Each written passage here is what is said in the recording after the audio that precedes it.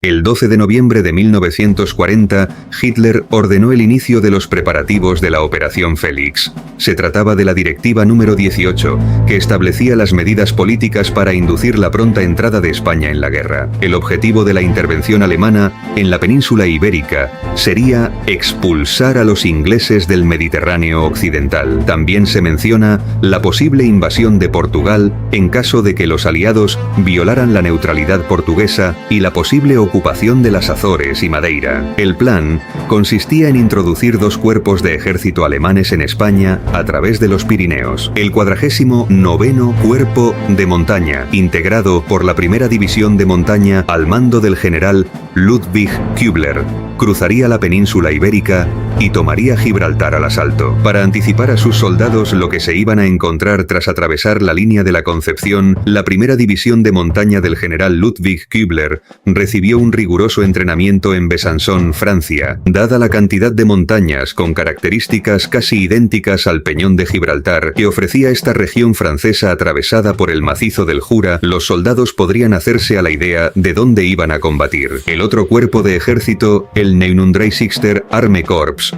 o 39º Cuerpo de Ejército, comandado por el general Rudolf Schmidt, se encargaría de asegurar el flanco derecho del despliegue alemán, asegurando plazas clave con la 16ª División de Infantería Motorizada, que aseguraría Valladolid, y 2 divisiones blindadas. La 16ª División Panzer, que lo haría en Cáceres, y la 3ª División Panzer SS Totenkopf, en Sevilla. El apoyo aéreo vendría dado por interceptores Messerschmitt Bf-109, bombarderos tácticos Junker Ju-88 y bombarderos en picado Junker Ju-87, más conocidos como Stukas. Para aumentar el factor sorpresa, el ataque daría comienzo con un bombardeo alemán de la roca por parte de los Junkers Ju-88 localizados en Burdeos, Francia, que luego tomarían tierra en los aeródromos españoles para seguir hostigando el puerto y las defensas del Peñón mediante bombardeos de proximidad de los precisos Stukas. El mariscal de campo Walter von Reichenau, que más tarde comandaría el 6º Ejército durante la invasión de la Unión Soviética, tras sufrir muerte súbita en pleno avance por Ucrania, fue sustituido por Friedrich von Paulus. Con el tiempo, Paulus se convirtió en el primer mariscal del ejército alemán en rendirse ante el enemigo tras verse completamente rodeado por el Ejército Rojo en Stalingrado en febrero de 1943. El plan alemán también contemplaba desplegar sus tropas en las posesiones españolas del norte de África, el Marruecos español, el Sáhara y las Islas Canarias, además de Galicia, cuyos puertos serían usados como base para los U-Boots de la Kriegsmarine. Pero toda la operación dependía del beneplácito español a los planes del Führer.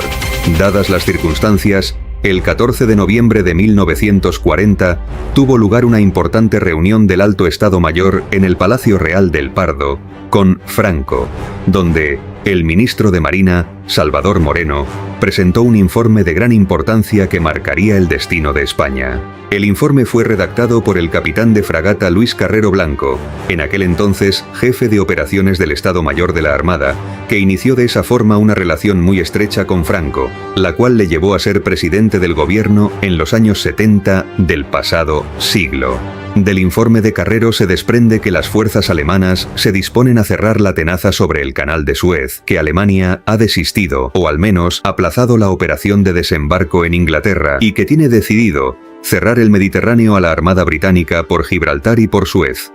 La ocupación de Gibraltar precisaba de la cooperación española, pero una eventual entrada de España en la guerra provocaría el corte del suministro atlántico de combustible y cereales, que dependían de la buena voluntad británica. Esta potencia naval permitía el aprovisionamiento a un régimen totalitario y germanófilo solo por la dramática situación de posguerra. Como Carrero apuntaba en su informe, el petróleo, la gasolina, el trigo y cuantos recursos indispensables para la vida que llegaban con más o menos dificultades desde América, quedarían cortados. España acababa de salir de la guerra civil completamente arruinada, y la vida en el país dependía del tráfico marítimo con Argentina, que traía el cereal para el pan de cada día, y de la línea con las Antillas, que proporcionaba el combustible indispensable para los transportes. Mientras los ingleses estuvieran en Egipto, la única vía para el aprovisionamiento del país sería a través de los Pirineos, totalmente insuficiente, aun suponiendo que Alemania dispusiera de lo que España necesitaba en la cantidad suficiente para proporcionarlo.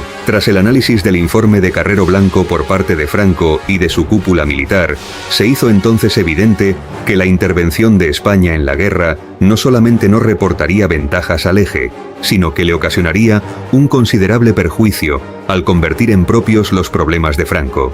En palabras del propio Carrero Blanco, parece claro que, por una razón de imposibilidad material, España no intervendrá en la guerra mientras que el canal de Suez esté en poder de los ingleses. En cambio, si el canal de Suez cayera, sería preciso ocupar la plaza de Gibraltar, lo que exigiría la entrada de España en la guerra. Otro factor determinante para evitar la entrada de España en la guerra pudo ser el presunto cobro de sobornos por parte de al menos una veintena de altos mandos y ministros franquistas para persuadir a Franco de que España se siguiera manteniendo neutral. Esta tesis se sustenta en la existencia real de una serie de documentos desclasificados del MI6 británico en el año 2013, en los que se desvela que se pagaron el equivalente a 232 millones de dólares de hoy, que fueron a parar a militares del círculo del general Franco, armadores y varios agentes espías. Como contrapartida a la Operación Félix, el Servicio Secreto Británico ideó la Operación GoldenEye, un plan dirigido por Ian Fleming, que por aquel entonces era miembro de la División de Inteligencia Naval de la Marina Real Británica y enlace del MI6, y que más tarde sería conocido por crear al famoso espía de ficción James Bond. Este plan para proteger Gibraltar y controlar la situación en la región incluía espionaje, sabotaje y el uso de recursos económicos para influir en los líderes españoles. Ese dinero se usaría para comprar voluntades entre los militares más influyentes de la órbita del dictador y que tratasen de influir en él de forma que desestimase la viabilidad del plan de Hitler. Los pagos se harían a través del banquero mallorquín Juan March, y los sobornados no sabrían que el dinero procedía del gobierno británico. El mayor problema no fue encontrar candidatos a ser sobornados, sino que March pudiera hacerse con el dinero sin levantar sospechas. El embajador Hoare recibió luz verde con el visto bueno directo de Winston Churchill y del canciller del Exchequer y ministro del Tesoro, Sir Kingsley Wood. El embajador Hoare confirmaba en un nuevo telegrama que las negociaciones se desarrollaban de forma satisfactoria, pero advertía que serían necesarias cantidades más amplias que el $500,000 de libras, estimado al principio. El Foreign Office cuestiona el 14 de junio la posibilidad de autorizar un gasto superior, pide detalles de la operación y avisa al embajador que, si las ofertas de soborno son rechazadas y se llega a conocer la implicación británica, la consecuencia sería un daño infinito. Tengo dudas de enviar ningún nombre, ni siquiera en un mensaje cifrado, responde al día siguiente el embajador. Tienen que aceptar mi palabra de que las personas son de la mayor importancia, asegura y lanza una advertencia definitiva. Puede muy bien ocurrir que la entrada de España en guerra dependa de la rapidez de nuestra actuación. La situación es crítica. El 21 de junio, el Foreign Office confirma que el dinero ha sido depositado, según lo acordado en el Swiss Bank de Ginebra, en Nueva York. Un informe firmado por el comandante Furse el 26 de junio y dirigido a Churchill y a Sir Kingsley sintetiza la operación desde el punto de vista de la legación en Madrid. La embajada opina que España está a punto de entrar en guerra y solo la adopción de esta estrategia puede evitarlo. El comandante describe: Franco desea seguir siendo neutral, pero está aterrorizado con Alemania. Serrano Suñer, Yagüe y la Falange están a favor de la intervención.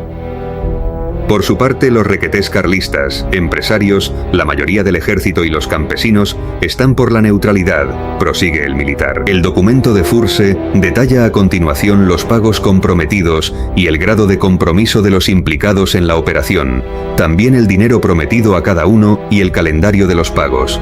Documentos posteriores especifican además que, de los $13,5 millones a pagar, 3,5 se abonarían al final de la guerra.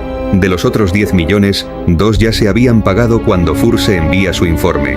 3 se debían entregar de inmediato y de una vez, y los otros 5 la comisión de March, al cabo de 6 meses. Luego cita a los implicados y lo que recibe cada uno en dólares. Nicolás Franco, 2 millones. General Varela, 2 millones. General Aranda, 2 millones. El secretario general de la milicia de Falange, Galarza, 1 millón.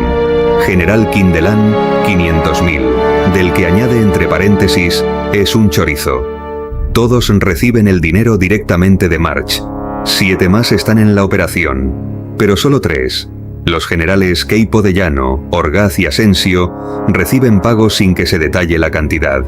Los otros 4 son los generales Moreno, Alonso y Solchaga, y el exsecretario general de la Falange, Muñoz Grandes. Por su parte, el ministro de Asuntos Exteriores del régimen franquista, Ramón Serrano Suñer, fue a los Alpes bávaros a entrevistarse con Hitler en su residencia de Berchtesgaden. Serrano Suñer sostiene que realmente fue él quien convenció al megalómano germano de que España pasaba por un momento pésimo a nivel económico y que la ayuda era imposible, según relata el propio Serrano en su libro Entre Hendaya y Gibraltar. Antes del viaje, solicitó la celebración de una reunión con los ministros militares del gobierno, a la que asistieron Franco, los generales Vigón y Varela, y el almirante Moreno para acordar la posición española ante el Führer. En aquella histórica cita con Adolf Hitler, el ministro español expuso los argumentos que Salvador Moreno había llevado a la reunión de los jefes militares con Franco, en los que se expresaban las dificultades navales, pero ante todo económicas, que la beligerancia supondría para España, ya fuera por la imposibilidad material reflejada en el informe redactado por Carrero y presentado por el almirante Moreno, por la pretendida injerencia política de los británicos con sus sobornos, por las elevadas aspiraciones territoriales en el continente africano que Franco pretendía a cambio de su participación en la guerra, o porque Hitler finalmente desestimó la viabilidad de la Operación Félix y prefirió concentrarse en su expansión hacia el este.